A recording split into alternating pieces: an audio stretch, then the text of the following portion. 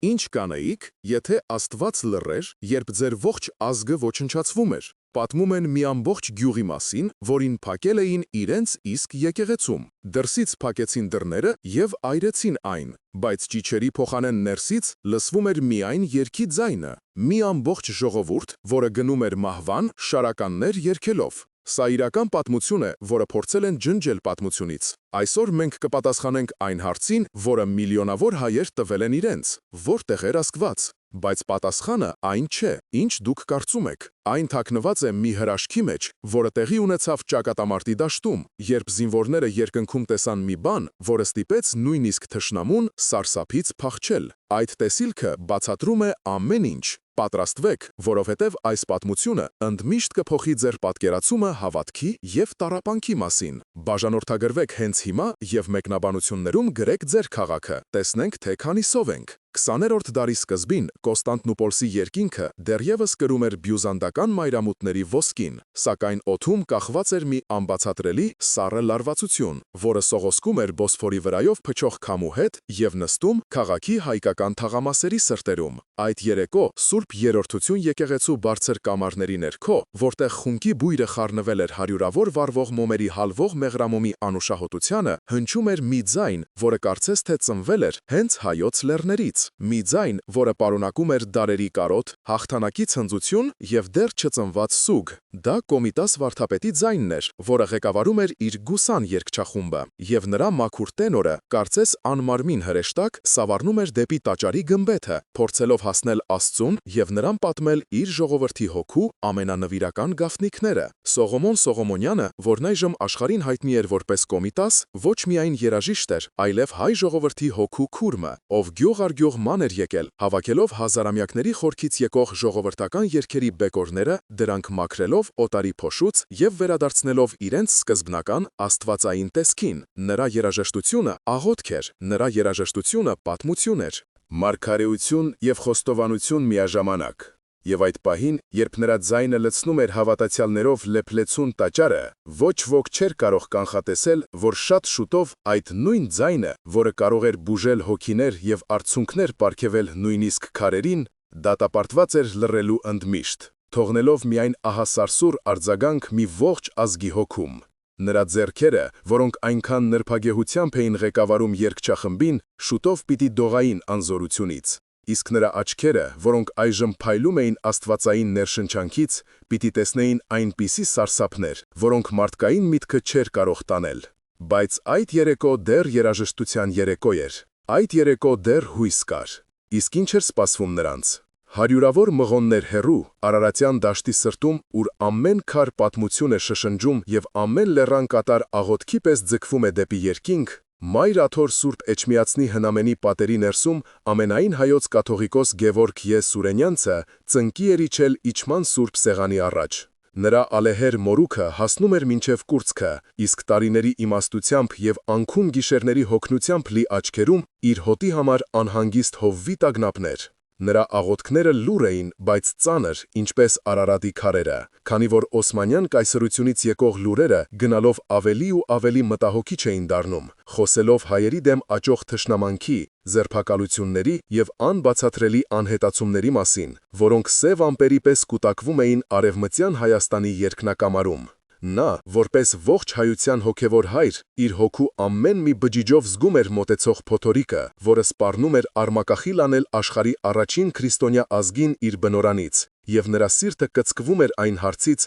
որը շուտով պիտի հնչեր միլիոնավոր շուրթերից. Տեր, մինչև ե՞րբ։ Նա դեռ չգիտեր, որ իրեն վիճակված է լինել ոչ թե հաղթանակած եկեղեցու, այլ խաչված ազգի առաջնորդ, մի հովիվ, ում գայլերն էին հոշոտելու իր աչքի առաջ։ Նա դեռ չէր պատկերացնում սպասվողի չափերը։ Այդ պահին նա ոչ թե կաթողիկոս էր, այլ ծերունի հայր, ով վախենում էր իր զավակների համար, և նրա աղոթքը ոչ թե պաշտոնական էր, այլ խորը, անձնական։ Հուսահատ մի խնդրանք ուղղված երկնքին։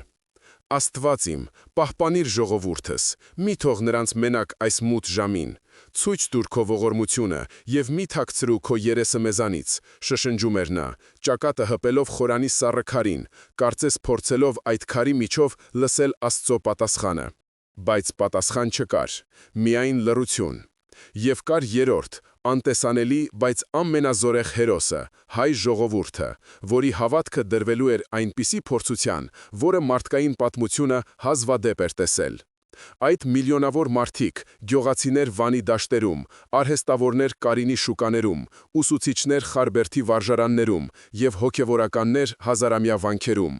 ապրում էին իրենց կյանքով, սիրում, երազում, մկրտում իրենց երեխաներին Գրիգոր Լուսավորչի ավազանում և անկեղծորեն հավատում էին, որ իրենց եկեղեցիների քարե պատերը, որոնք դիմացել էին հարյուրավոր երկրաշարժերի և պատերազմների, կպաշտպանեն իրենց ամեն չարիքից։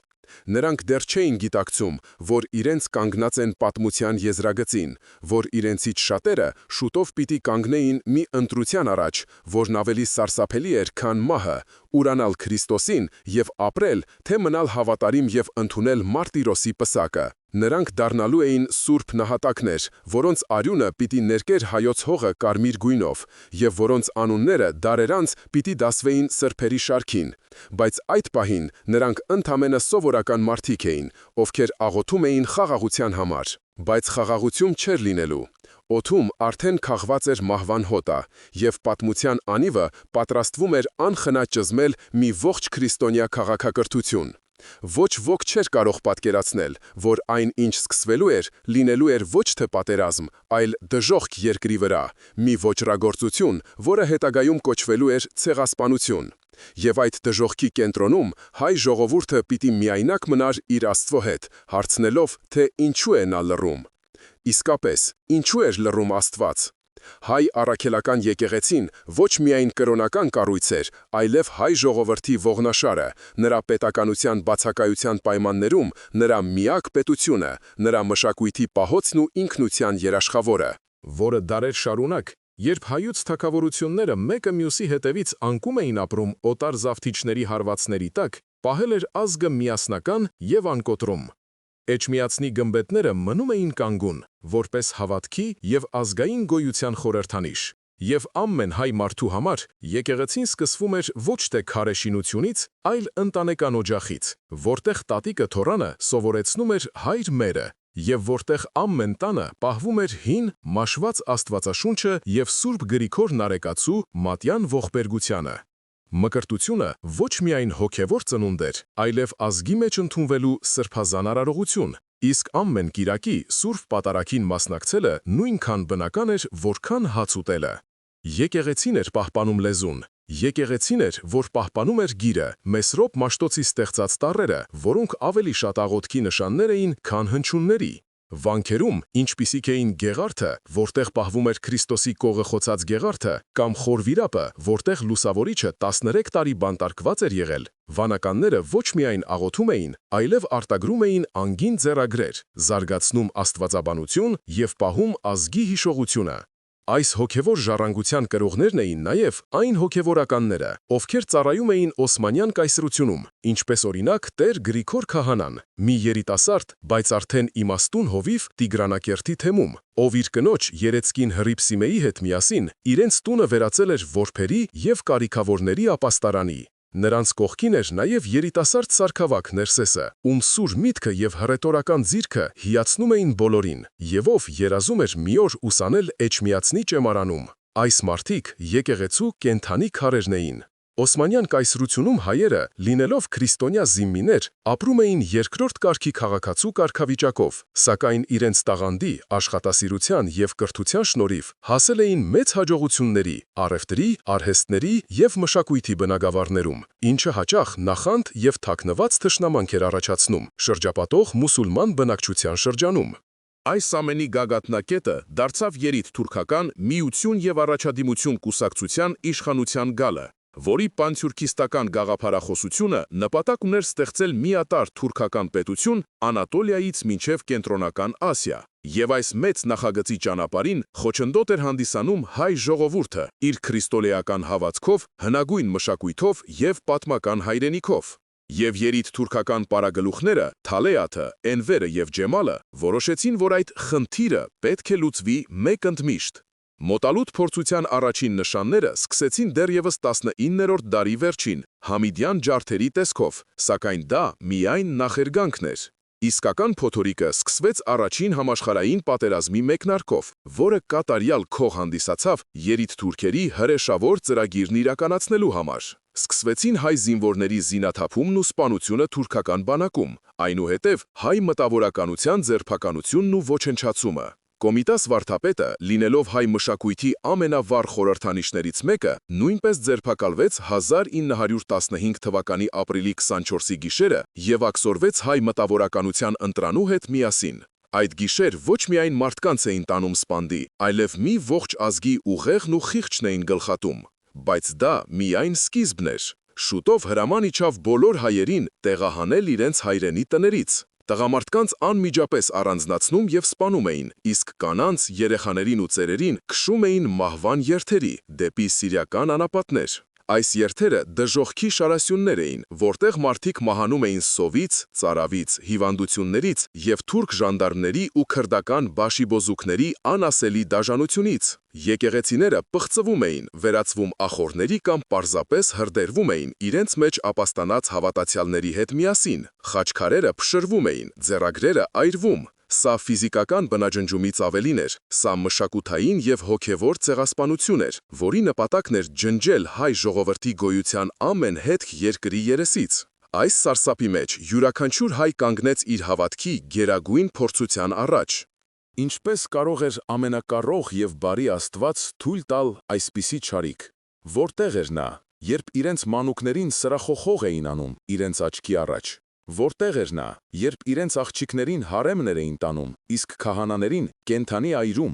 Այս հարցերը դանակի պես խրվում էին մարդկանց հոգիների մեջ, սպառնալով սպանել ոչ միայն մարմինը, այլև հավատքը։ Եվ այս մթության մեջ հույսի վերջին կայծը կարծես թե մարում էր։ Բացարձակ չարիքի առջև հայ ժողովրդի հոգևոր պայքարը դրսևորվում էր երկու հիմնական ձևով՝ անհատական և հավաքական, որոնք միահյուսվելով ստեղծում էին տառապանքի և հավատքի մի սարսափելի, բայց և վեհ սիմֆոնիա։ Անհատական մակարդակում յուրաքանչյուր քրիստոնյա կանգնած էր ընտրության առաջ, որը հաճախ ներկայացվում էր պարզ ու դաժան բանաձևով. «Ուրացիր Քրիստոսին, ընդունիր իսլամը և կապրես»։ Այս գայթակղությունը սարսափելի էր, քանի որ այն առաջարկում էր կյանքի պահպանում ամենաթանկ բանի՝ հավատքի դիմաց։ Եվ հազարավորները կանգնեցին այս ընտրության առաջ։ Կային մարդիկ, ովքեր, չդիմանալով իրենց երեխաների տառապանքներին, ձևականորեն ընդունում էին իսլամը, հույս ունենալով, որ Աստված կների իրենց սրտի թուլությունը, և մի օր հնարավորություն կտա վերադառնալու իրենց հավատքին։ Սակայն նրանց ողբերգությունը խորն էր, քանի որ նրանք ապրում էին մշտական մեղքի զգացումով և հոգևոր աքսորի մեջ։ Սակայն անհամեմատ ավելի շատ էին նրանք, ովքեր ընտրեցին մարտիրոսությունը։ Նրանք դարձան նոր սերնդի սրբեր։ Նրանք իրենց արյամբ վկայեցին Քրիստոսի հանդեպ իրենց սերը, և նրանց պատմությունները անթիվ են ու սրտաճմլիկ։ Տրապիզոնում մի խումբ հայերի նավերով տանում են բաց ծով և խեղդում, և նրանց մեջ էր մի երիտասարդ քահանա, ով մինչև վերջին պահը բարձրաձայն աղոթում էր և օրհնում իրեն խեղդողներին։ Մուշի դաշտում մի ամբողջ գյուղի բնակչությանը հավաքում են եկեղեցում և կրակի տալիս, սակայն նրանք չեն աղաչում, չեն լալիս, այլ միասին երգում են «Ով զարմանալի շարականը», և նրանց ձայնը խառնվում է կրակի ճառճատյունին, վերածվելով մի սարսափելի, բայց և հրաշագեղ օրհներգության։ Այս մարդիկ, բախվելով բացարձակ չարիքին, պատասխանեցին բացարձակ հավատքով։ Եվ նրանց համար, որտեղ էր Աստված հարցը, այլևս գոյություն չուներ։ Աստված իրենց հետ էր։ Աստված իրենց հետ էր, խաչի վրա, իրենց տառապանքի մեջ, և նրանք գնում էին միանալու նրան։ Հավաքական մակարդակում պայքարը ղեկավարում էր հայ եկեղեցին իդեմս Գևորգ Ե. Կաթողիկոսի, ով էջմիածնում, շրջապատված փախստականների բազմությամբ, որոնք բերում էին սարսափելի լուրեր Արևմտյան Հայաստանից, փորձում էր կազմակերպել օգնություն, մխիթարել անմխիթարներին և, ամենակարևորը, պահել ազգի հոգին չկոտրված։ Նա անդադար նամակներ էր գրում համաշխարհային առաջնորդներին, եկեղեցիների պետերին, աղաչելով միջամտել և դադարեցնել սպանդը, կազմակերպում էր աղոթքի օրեր, հովվական կոնդակներ հղում, հորդորելով հայ ժողովրդին չհուսահատվել և իրենց հույսը դնել Աստծո վրա։ Սակայն աշխարհը մեծ մասամբ լուռ էր, իսկ Աստված անտեսանելի։ Կաթողիկոսի սենյակում, գիշերները, երբ բոլորը քնած էին, ալեհեր Հովվակետը մենակ էր մնում իր ցավի և իր հարցերի հետ, քանի որ նա, որպես եկեղեցու գլուխ, չէր կարող իրեն թույլ տալ կասկածել, բայց որպես մարդ նրա սիրտը արյուն էր կաթում։ Տեր, եթե սա քո կամքն է, տուր մեզ ուժ դիմանալու, իսկ եթե ոչ, ապա ինչու ես թույլ տալիս, որ քո ստեղծած պատկերը այսպես խոշտանգվի, շշնջում էր նա խավարի մեջ։ Եկեղեցական հիերարխիայի միջամտությունը ողբերգական էր և հերոսական, քանի որ հարյուրավոր եպիսկոպոսներ, վարդապետներ և քահանաներ մնացին իրենց հոտի հետ մինչև վերջ։ Նրանց առաջարկում էին փրկություն, եթե նրանք լքեին իրենց ժողովրդին, բայց նրանք հրաժարվեցին։ Նրանք մկրտում էին մահվան գնացող երեխաներին, հաղորդություն տալիս մահամերձներին, թաղում մեռելներին և իրենց օրինակով ոգեշնչում էին մյուսներին։ Նրանք իրականացնում էին քահանայի իրական կոչումը։ Նրանք դառնում էին Քրիստոսի կերպարանքը իր ժողովրդի համար, պատրաստ զոհվելու իր ոչխարների համար, և նրանցից շատերը սպանվեցին իրենց իսկ եկեղեցիների խորանների առաջ, դառնալով և քահանա, և զոհ, ինչպես Քրիստոսը Գողգոթայում։ Եվ այս ամենի մեջ կար Կոմիտասի ողբերգությունը։ Նրան միջազգային հանրության ճնշման շնորհիվ ազատեցին աքսորից և վերադարձրին Կոստանդնուպոլիս, բայց դա այլևս նույն Կոմիտասը չէր։ Այն, ինչ նա տեսել էր աքսորի ճանապարհին, իր ընկերների սպանությունը, հայ ժողովրդի անասելի տառապանքները, կոտրել էին նրա նուրբ հոգին։ Նրա երաժշտությունը լռեց։ Նա, ով հավաքել էր հայ երգի մարգարիտները, այլևս չէր կարողանում երգել, և նրա միտքը մթագնեց, և նա իր կյանքի մնացած 20 տարիներն անցկացրեց Փարիզի հոգեբուժարանում, մշտական մղձավանջների մեջ։ Կոմիտասի լռությունը դարձավ ցեղասպանության ամենասարսափելի խորհրդանիշը՝ մի ողջ ազգի հոգու սպանությունը։ Այն, ինչ տեղի էր ունենում, անհավանական էր, աշխարհը կարծես շուռ էր եկել, և դժոխքը բացել էր իր դռները։ Հուսահատությունը սկսում էր գրավել նույնիսկ ամենաուժեղ հոգիները։ Թվում էր, թե ամեն ինչ կորած է։ Երբ թվում էր, թե իրավիճակն ավելի վատ լինել չի կարող, չարիքը սկսեց ընդունել նոր, ավելի նենգ ու խորամանկ ձևեր, որոնք սպառնում էին ոչ միայն հայերի ֆիզիկական գոյությանը, այլև նրանց հիշողությանն ու հոգևոր ժառանգությանը, քանի որ Օսմանյան կառավարությունը, հասկանալով, որ իրենց հանցագործությունը կարող է դատապարտվել աշխարհի կողմից, սկսեց լայնածավալ քարոզչական պատերազմ, փորձելով արդարացնել իրենց գործողությունները։ Նրանք հայերին ներկայացնում էին որպես դավաճաններ, ովքեր պատերազմի ժամանակ համագործակցել են Ռուսաստանի հետ, որպես ապստամբներ, որոնք սպառնում էին պետության անվտանգությանը, և այս սուտը տարածվում էր ամբողջ աշխարհում, և շատերը, չիմանալով ճշմարությունը, հավատում էին դրան։ Այսպիսով, զոհը վերածվում էր հանցագործի, իսկ մարդասպանը կարգուկանոն հաստատողի։ Սա սարսափելի հարված էր վերապրողների համար, քանի որ նրանք ոչ միայն կորցրել էին իրենց հարազատներին, տունն ու հայրենիքը, այլև այժմ ստիպված էին լսել, թե ինչպես են պղծում իրենց նահատակների հիշատակը։ Ինչ կասեն հավատացյալները, հարցը վերածվեց ինչ կասի աշխարհը հարցի, և ինչպես կարող էին նրանք ապացուցել իրենց ճշմարությունը, երբ իրենց ձայնը խեղդվում էր հզոր պետական մեքենայի կողմից ստեղծված ստի հեղեղի մեջ։ Եկեղեցու պատիվը և մի ողջ քրիստոնյա համայնքի հեղինակությունը դրված էր կշեռքին, և եթե աշխարհը հավատար թուրքական քարոզչությանը, ապա 1.5 միլիոն նահատակների զոհաբերությունը կդիտվեր ոչ թե որպես հավատքի վկայություն, այլ որպես քաղաքական ձախողման արդյունք, ինչը կլիներ հոգևոր պարտություն, ավելի սոսկալի, քան ֆիզիկական բնաջնջումը։ Այս իրավիճակում Գևորգ Ե. կաթողիկոսի վրա ճնշումն աննախադեպ մեծացավ, և նա պետք է լիներ ոչ միայն հովիվ, այլև դիվանագետ և իրավապաշտպան, պայքարելով ոչ միայն իր հոտի ֆիզիկական փրկության, այլև նրա բարոյական արդարացման համար։ Եկեղեցական ավանդույթներն ու կանոնները, որոնք դարեր շարունակ կարգավորում էին հոգևոր կյանքը, կարծես թե անզոր էին այս նոր իրականության առջև։ Ինչ ասել այն կնոջը, ում բռնի կերպով մահմեդականացրել են և ամուսնացրել իր ամուսնում սպանողի հետ։ Ինչպես վերաբերվել այն երեխաներին, որոնք մեծացել են քրդական կամ թուրքական ընտանիքներում և մոռացել իրենց լեզուն ու կրոնը։ Սրանք հարցեր էին, որոնց պատասխանները գրված չէին եկեղեցական կանոնագրքերում, և ամեն սխալ որոշում կարող էր ճակատագրական լինել։ Իրավիճակը բարդացավ նաև ներսից։ Վերապրողների մեջ սկսվեցին տարաձայնություններ, ոմանք, կորցնելով ամեն ինչ, լցվեցին վրեժխնդրության ծարավով և սկսեցին քննադատել եկեղեցու պասիվ դիրքորոշումը, պահանջելով զինված պայքար։ Մինչև երբ պետք է ողբանք ու աղոթենք, Քրիստոսը նաև մտրակ վերցրեց և վաճառականներին դուրս հանեց տաճարից, ասում էին նրանք։ Մյուսները, ընդհակառակը, ընկան խորը հուսահատության մեջ, կորցնելով հավատքը և Աստծո, և մարդկանց նկատմամբ։ Եթե մեր հավատքը չկարողացավ մեզ փրկել, ապա ինչ արժեք ունի այն, հարցնում էին նրանք, իրենց խոսքերով սպառնալով քանդել այն հոգևոր հիմքերը, որոնց վրա դարեր շարունակ կանգուն էր ազգը։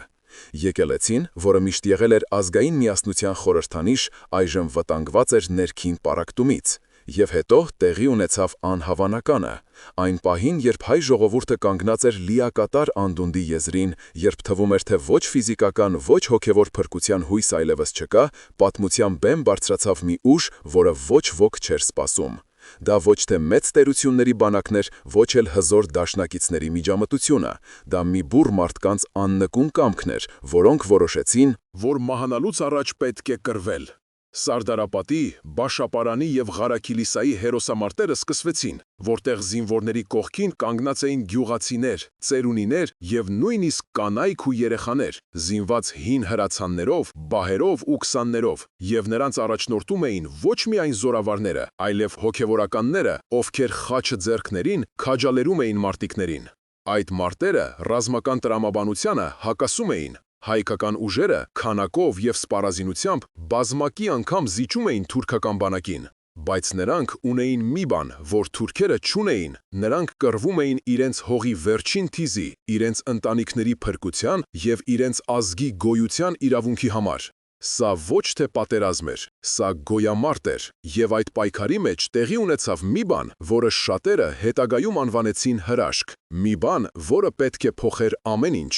Սարդարապատի դաշտը ծածկված էր վառոդի ծխով և մահվան հոտով, երբ թուրքական բանակի հրետանին անխնար ռմբակոծում էր հայկական դիրքերը, որոնք պաշտպանում էր մի բուռ զինվորներից և աշխարհազորայիններից կազմված ուժ, և թվում էր, թե ամեն ինչ վերջացած է, և թուրքական բանակի ճանապարհը դեպի Երևան և Էջմիածին բաց է, ինչը կնշանակեր հայ ժողովրդի վերջնական բնաջնջում։ Այդ ճգնաժամային պահին, երբ շատ մարտիկների սրտերում սկսել էր սողոսկել հուսահատությունը, Էջմիածնի բոլոր եկեղեցիների զանգերը միաժամանակ սկսեցին հնչել։ Դա սովորական զանգերի ղողանջ չէր, դա ահազանգ էր, աղոթք և մարտակոչ միաժամանակ։ Գևորգ Ե. Կաթողիկոսը, հակառակ բոլոր խորհուրդներին, լքել մայլաթորը և փրկվել, հրաժարվել էր հեռանալ, ասելով. «Եթե հայ ժողովուրդը պետք է մեռնի, ես կմեռնեմ նրա հետ իմ եկեղեցու շեմին»։ Նա հրամայել էր բոլոր զանգերը անդադար հնչեցնել, ոգևորելու համար կռվողներին և ցույց տալու, որ եկեղեցին նրանց հետ է,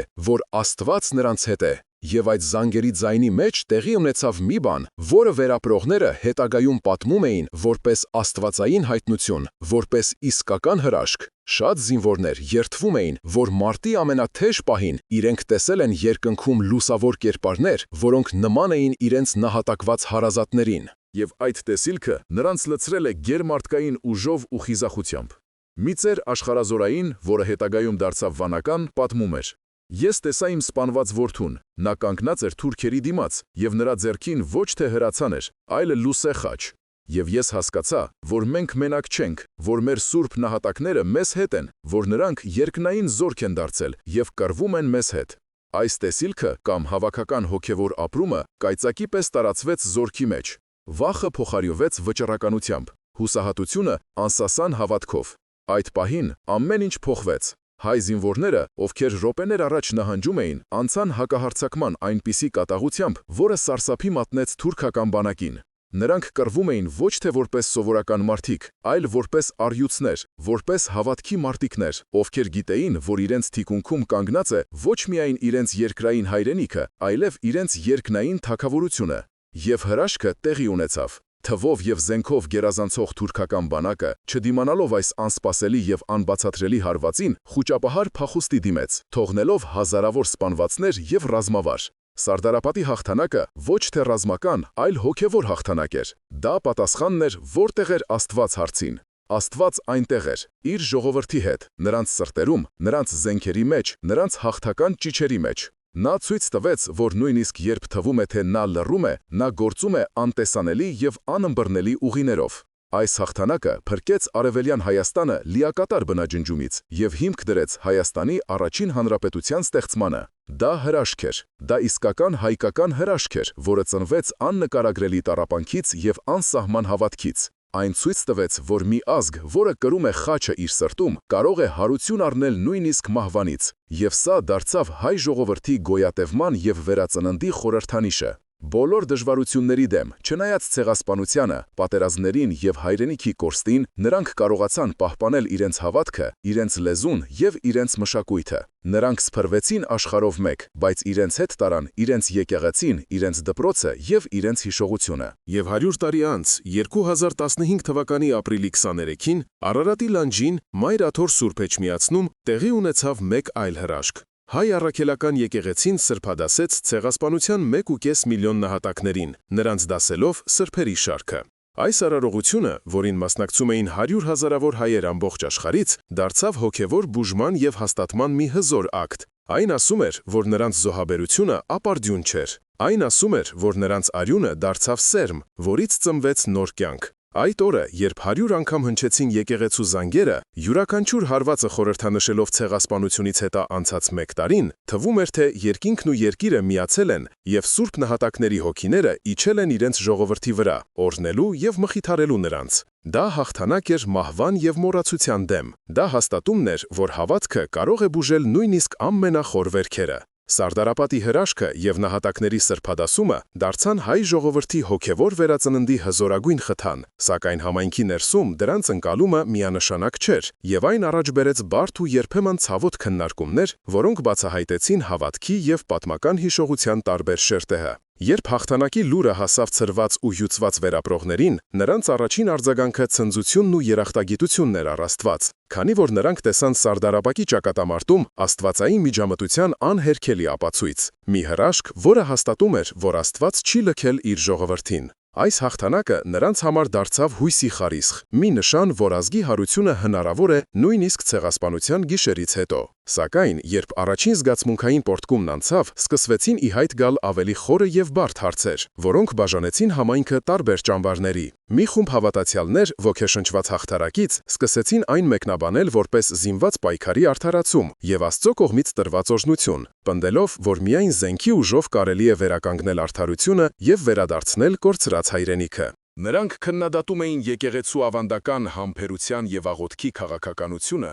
այն համարելով անցյալի սխալ, եւ նրանց համար Սարդարապատը դարձավ ոչ թե հոգևոր, այլ ռազմաքաղաքական հաղթանակի խորհրդանիշ։ Նրանք դարձան նոր դաշնակիցներ այն ուժերի համար, ովքեր հավատում էին վրեժխնդրությանը։ Մյուսները ընդհակառակը վախենում էին այս մարտական ոգուց, քանի որ նրանք տեսնում էին դրա մեջ քրիստոնեական ներողամտության եւ սիրո պատվիրաններից հեռանալու վտանգ, եւ նրանք պնդում էին, որ Սարդարապատի հրաշքը տեղի ունեցավ ոչ թե զենքի, այլ հավատքի եւ աղոթքի շնորհիվ։ Նրանց համար հաղթանակը ոչ թե վրեժի, այլ գոյատևման եւ նոր կյանք կառուցելու կոչ էր։ Եվ այս խումբը դարձավ եկեղեցու ավանդական թևի հենարանը, որը գլխավորում էր Գևորգ Եկաթողիկոսը։ Նա հասկանում էր երկու կողմերի տրամադրությունները, բայց փորձում էր պահպանել հավասարակշռությունը, ընդգծելով, որ ֆիզիկական քաջությունը պետք է ուղեկցվի հոգևոր խոնարհությամբ, իսկ արդարության ձգտումը չպետք է վերածվի կույր ատելության։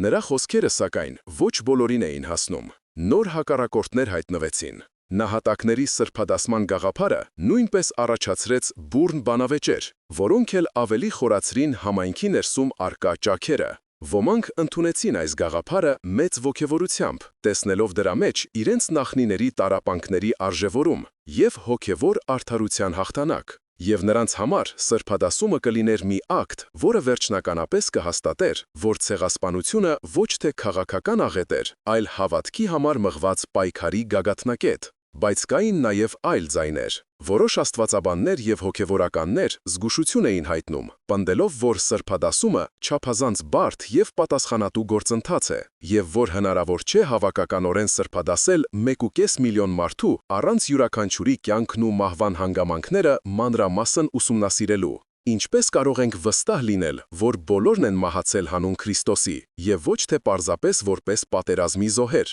հարցնում էին նրանք, իրենց խոսքերով կասկածի տակ դնելով մի ամբողջ ազգի մարտիրոսությունը։ Կային նաև մարդիկ, ովքեր կորցնելով իրենց հավատքը, ցինիկորեն էին վերաբերվում սրբադասմանը, այն համարելով եկեղեցու փորձ սեփականաշնորհելու ժողովրդի ցավը եւ այն օգտագործելու իր ազդեցությունն ուժեղացնելու համար։ Այս բոլոր տարաձայնությունները ցույց տվեցին, թե որքան խորն էր տրավման եւ որքան դժվար էր գտնել ընդհանուր լեզու նույնիսկ ամենասրբազան հարցերի շուրջ։ Հրաշքը, որը պետք է միավորեր, սկսեց բաժանել։ Այս բարդ իրավիճակում Գևորգ Ե. կաթողիկոսը եւ մյուս հոգեվոր առաջնորդները հասկացան, որ պետք է գործել շատ զգույշ եւ իմաստուն։ Նրանք սկսեցին երկարատև աշխատանք ուսումնասիրելով վկայություններ, հավաքելով պատմություններ եւ զարգացնելով նահատակության աստվածաբանությունը, որը կկարողանար պատասխանել բոլոր բարդ հարցերին։ Նրանք ձևավորեցին նոր գործողությունների ծրագիր, որի նպատակն էր ոչ թե պարզապես սրբադասել զոհերին, այլ վերաիմաստավորել ցեղասպանությունը, այն դիտարկելով ոչ միայն որպես ազգային ողբերգություն, այլև որպես հոգևոր հաղթանակ, որպես Գողգոթայի եւ հարության կրկնություն հայ ժողովրդի պատմության մեջ։ Դա երկար ճանապարհի սկիզբն էր, ճանապարհ, որը տևեց 100 տարի։ Հայտնությունից ոգեշնչված եւ իր ժողովրդի տառապանքով սրտացավ, Գևորգ Ե. կաթողիկոսը իր շուրջը համախմբելով եկեղեցու ամենանվիրյալ եւ իմաստուն ուժերին, սկսեց վճռական գործողություններ, որոնք ուղղված էին ոչ միայն վերապրողներին ֆիզիկական օգնություն ցուցաբերելուն, այլև ազգի հոգևոր վերքերը բուժելուն եւ նրա կոտրված ոգին վերականգնելուն։ Նրա առաջին եւ ամենակարևոր քայլերից մեկը եղավ հայ եկեղեցուն պատկանող բոլոր ռեսուրսների մոբիլիզացումը, որբերին եւ փախստականներին օգնելու համար։ Քանի որ եկեղեցիները եւ վանքերը, որոնք դարեր շարունակ եղել էին աղոթքի եւ կրթության կենտրոններ, վերածվեցին որբանոցների, հիվանդանոցների եւ ապաստարանների, որտեղ հազարավոր անօթևան մանուկներ գտան սեր, խնամք եւ կրթություն։ Սա ուղղակի բախում էր այն ուժերի հետ, ովքեր փորձում էին հայ երեխաներին ձուլել եւ մոռացության տալ իրենց ինքնությունը, եւ եկեղեցին իդեմս իր հոգեվորականների եւ բարեպաշտ կանանց դարձավ այդ երեխաների հոգիների պահապան հրեշտակը։ Նրանք ոչ միայն կերակրում եւ հագցնում էին որբերին, այլև սովորեցնում էին նրանց հայոց լեզուն, պատմությունը եւ կրոնը, նրանց մեջ սերմանելով ազգային արժանապատվության եւ հավատքի սերմերը։ Դա հսկայական աշխատանք էր, անհավանական աշխատանք։ Միևնույն ժամանակ կաթողիկոսը սկսեց ակտիվ պայքար ճշմարտության եւ եկեղեցական արդարադատության համար, հանձնարարելով հավաքել ցեղասպանության վերաբերյալ բոլոր հնարավոր վկայությունները, ականատեսների պատմությունները, լուսանկարները, փաստաթղթերը։ Սա վտանգավոր գործ էր, քանի որ թուրքական իշխանությունները ամեն կերպ փորձում էին ոչնչացնել իրենց հանցագործության հետքերը, սակայն քաջարի հոգևորականներն ու մտավորականները իրենց կյանքը վտանգի ենթարկելով կարողացան փրկել եւ պահպանել հսկայական քանակությամբ նյութեր, որոնք հետագայում դարձան ցեղասպանության ճանաչման պայքարի հիմքը։ Սա ուղղակի մարտահրավեր էր ժխտողականության քաղաքականությանը, եւ եկեղեցին դարձավ ազգային հիշողության պահապանը, պայքարելով ոչ միայն ներկայի, այլև անցյալի եւ ապագայի համար։ Նա պայքարում էր, որ ճշմարտությունը չմահանա, բայց ամենախորը եւ ամենաբարդ պայքարը մղվում էր մարդկանց հոգիներում։ Գևորգ Ե. կաթողիկոսը հասկանում էր, որ ֆիզիկական փրկությունը եւ պատմական արդարությունը բավարար չեն, եթե ժողովուրդը կորցրել է իր հավատքը եւ իր հույսը։ Նա սկսեց աստվածաբանական մեծ աշխատանք, վերաիմաստավորելու տառապանքի խնդիրը քրիստոնեական տեսանկյունից, եւ նրա հովվական ուղերձներն ու քարոզները, որոնք տարածվում էին ամբողջ Սփյուռքում, ուղղված էին մարդկանց մխիթարելուն եւ նրանց հավատքը ամրապնդելուն։ Նա խոսում էր այն մասին, որ հայ ժողովրդի տառապանքը անիմաստ չէ, որ այն մասնակցություն է Քրիստոսի խաչի տառապանքներին, եւ որ ինչպես խաչին հաջորդեց հարությունը, այնպես էլ հայ ժողովրդի Գողգոթային պետք է հաջորդի իր հոգևոր հարությունը։ Նա խոսում էր նահատակների զոհաբերության սրբացնող ուժի մասին, որ նրանց արյունը դարձել է սերմ ապագա սերունդների համար, եւ որ նրանք այժմ երկնային թագավորությունում բարեխոսում են իրենց ողջ մնացած եղբայրների եւ քույրերի համար։ Այս խոսքերը դեղի պես էին ազդում մարդկանց վիրավոր հոգիների վրա։ Նրանք սկսեցին հասկանալ, որ իրենց տառապանքը ոչ թե Աստծո պատիժն էր կամ լքվածության նշան, այլ հավատքի գերագույն փորձություն եւ վկայություն։ Եվ հետո տեղի ունեցավ անհավանականը։ Այս հոգևոր վերածնրդի գագաթնակետը դարձավ ցեղասպանության նահատակների սրբադասման գործընթացի սկիզբը, որը, ինչպես տեսանք, հարուցեց բազմաթիվ վեճեր, սակայն կաթողիկոսի եւ նրա համախոհների անսասան կամքի շնորհիվ այն շարունակվեց։ Սա պայքար էր ոչ միայն արտաքին թշնամիների, այլև ներքին կասկածների եւ հուսահատության դեմ։ Եվ այս պայքարում եկեղեցին ցույց տվեց, որ ինքը ոչ միայն պատմական կառույց է, այլև կենդանի օրգանիզմ, որը կարող է բուժել, մխիթարել եւ առաջնորդել իր ժողովրդին, նույնիսկ ամենամութ ժամանակներում։ Այս գործողությունները փոխեցին ամեն ինչ։ Նրանք վերականգնեցին հույսը, 100 տարվա քննարկումներից, աղոթքներից և հոգևոր որոնումներից հետո 2015 թվականի ապրիլի 23-ին Մայր Աթոր Սուրբ Էջմիածնի բաց խորանի առաջ հավաքվել էր հայությունը աշխարհի բոլոր ծայրերից, որպեսզի ականատես լինի իր նորագույն պատմության ամենակարևոր իրադարձություններից մեկին՝ ցեղասպանության սուրբ նահատակների սրբադասման արարողությանը։ Այդ օրը երկինքը մռայլ էր, կարծես բնությունն ինքն էր սգում մեկ դար առաջ կատարված ոճրագործությունը, սակայն հավատացյալների դեմքերը լուսավոր էին հույսով և սպասումով։ Գագաթնակետն աստուպիվ այն պահին, երբ ամենայն հայոց կաթողիկոս Գարեգին II և Կիլիկիո կաթողիկոս Արամ I-ը միասին բարձրաձայն ընթերցեցին սրբադասման մասին հայրապետական կոնդակը, որով ցեղասպանության ժամանակ հանուն հավատի և հայրենիքի իրենց կյանքը զոհաբերած 1.5 միլիոն հայերը պաշտոնապես դասվեցին հայ առաքելական եկեղեցու սրբերի շարքը։ Այդ պահին ամբողջ եկեղեցին սառեց։ Այնուհետև, ի նշան անցած 100 տարիների, 100 անգամ հնչեցին Էջմիածնի և աշխարհի բոլոր հայկական եկեղեցիների զանգերը, և նրանց ղողանջը, միախառնվելով հավատացյալների աղոթքներին ու արցունքներին, կարծես թե ճեղքում էր երկինքը, հասնելով մինչև Աստծո աթոռը։ Դա հակամարտության լուծումն էր, դա պատասխանն էր այն բոլոր հարցերին, որոնք տանջում էին հայ ժողովրդին մի ամբողջ դար։ Որտեղ էր Աստված։ Նա իր սրբերի մեջ էր։ Ինչու էր նա լռում։ Նա խոսում էր իր նահատակների արյան միջոցով։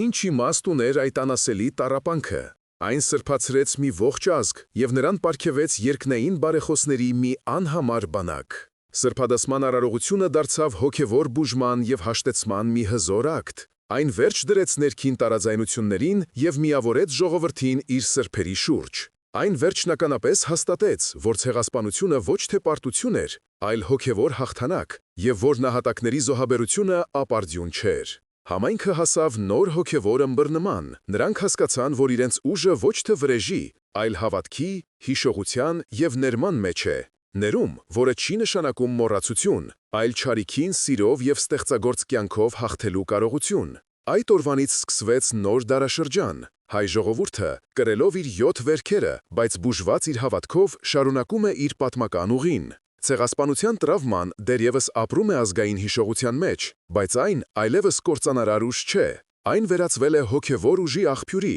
որը սնում է ազգային ինքնագիտակցությունը և ոգեշնչում նոր սերունդներին։ Սուրբ նահատակների օրինակը սովորեցնում է, որ նույնիսկ ամենասարսափելի տառապանքի մեջ հավատքը կարող է պահպանվել, և որ զոհաբերությունը հանուն բարձրագույն արժեքների սրբացնում է երկիրը և դառնում սերմ ապագայի համար։ Կոմիտասի լռած երգը այսօր հնչում է հազարավոր նոր ձայներով, իսկ Գևորգ Ե. կաթողիկոսի աղոթքը շարունակում է պաշտպանել հայ ժողովրդին։ Եվ այս պատմությունը մեզ բոլորիս տալիս է մի կարևոր դաս։ Հավատքը ոչ թե տառապանքից խուսափելու միջոց է, այլ այն արժանապատվությամբ կրելու և այն հաղթանակի վերածելու ուժ։ Այն ցույց է տալիս, որ նույնիսկ երբ թվում է, թե դժոխքն է հաղթում, հարության հույսը երբեք չի մահանում։ Եվ հիմա ես ուզում եմ դիմել ձեզ, սիրելի բարեկամներ, կիսվեք մեկնաբանություններում, թե ինչպես եք դուք հասկանում տառապանքի իմաստը ձեր կյանքում, ինչպես է հավատքն օգնում ձեզ հաղթահարել դժվարությունները, ինչ կանեիք դուք, եթե հայտնվեիք նման ընտրության առաջ։